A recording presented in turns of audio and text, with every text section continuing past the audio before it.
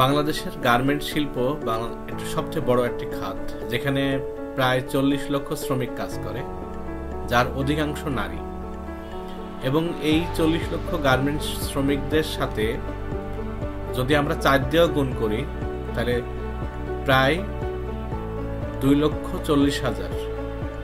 অর্থাৎ মানে যদি আমরা টোটাল হিসাব করি যে এই শ্রমিকদের সাথে মানে টোটাল প্রায় 5-6 লক্ষ মানুষের এই রুটি রুজির একটা ব্যাপার।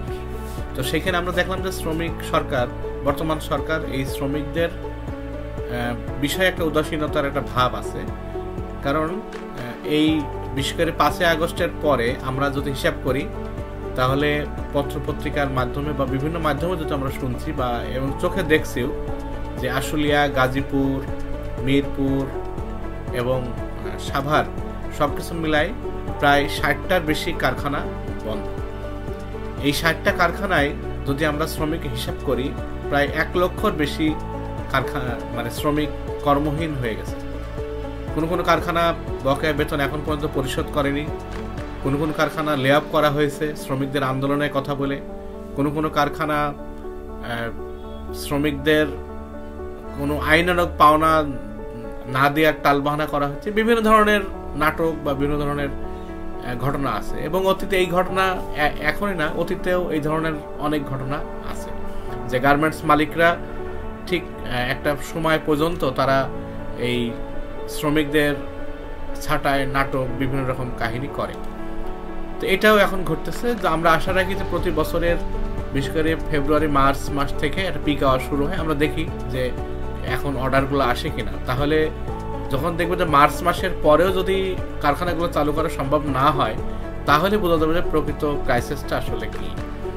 তো এর মধ্যে আমরা দেখলাম যে গাজীপুরের বেক্সিমকো গ্রুপের 16টি কারখানার প্রায় 42,000 শ্রমিক, তাদেরকেও লে অফ করা হয়েছে। তো টোটাল যদি আমরা হিসাব করি যে এই সরকার আসার পরে, বিশেষ করে 5 আগস্টের পরে গার্মেন্ট শিল্পে কিন্তু একটা আন্দোলন হয়েছিল। সেই আন্দোলনটা মূলত বেকার শ্রমিকরা আন্দোলন করেছিল, তারা চাকরি চাই আন্দোলনটা ছিল। ওই আন্দোলনকে কেন্দ্র করে সেই শিল্প অঞ্চলে অন্যান্য দাবি দাবাগুলোকে উত্থাপিত হয়েছে।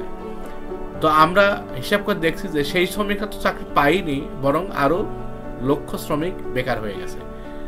তাহলে এই শ্রমিকরা আসলে চাকরি কি ফেরত পাবে?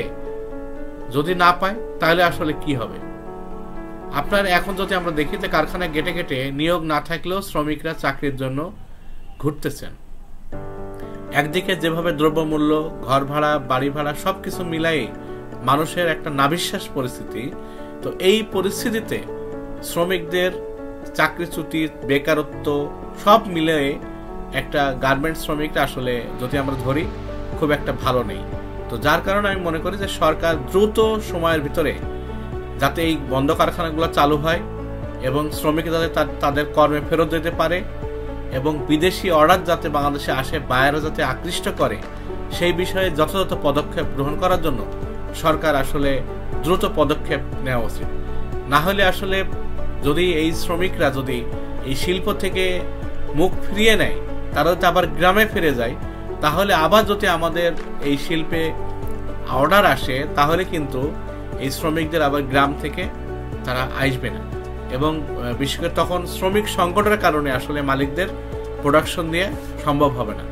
তো যার কারণে সরকারকে মানে অনুরোধ জানাবো যে বিশেষ নজর দেওয়ার জন্য এই সেক্টরে, যাতে বন্ধ কারখানাগুলো চালু করা হয়, শ্রমিক যাতে কাজে ফেরত দিতে পারে, এবং মানে বিশেষ করে বেক্সিমকোর যে সমস্যা, সেই সমস্যা দ্রুত সমাধান করা, এবং শ্রমিকরা যাতে বেকার না হয় সেই ব্যাপারে যথাযথ পদক্ষেপ নেওয়া, এবং বিশেষ করে যে কারখানাগুলা মালিক পক্ষ বকেয়া বেতন বোনাস না দিয়ে বন্ধ করে দিচ্ছে, তাদের বিরুদ্ধে ব্যবস্থা নেওয়া।